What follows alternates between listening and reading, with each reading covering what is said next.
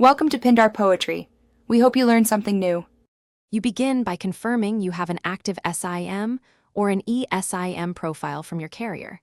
This is the only way to receive mobile network service on an iPhone. Insert the SIM tray or install the carrier eSIM QR/activation in Settings Cellular. While doing that, make sure iOS is updated and the phone has at least 20% battery and Wi-Fi for any carrier profile downloads. This prevents activation failures and ensures your device supports the carrier bands and required authentication.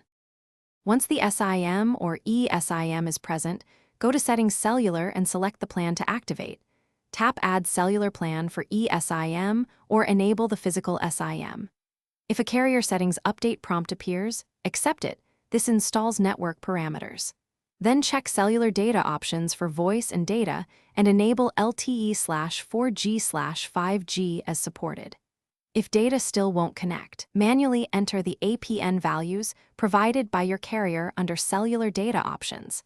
This resolves most provisioning. To finish, restart your iPhone and watch for the carrier name and signal bars to appear. Make a quick call, send an SMS, and browse to confirm mobile data. If service doesn't appear, toggle airplane mode on then off to force registration. As a deeper step, reset network settings in Settings General Transfer or Reset iPhone Reset. This clears profiles and often fixes stubborn issues.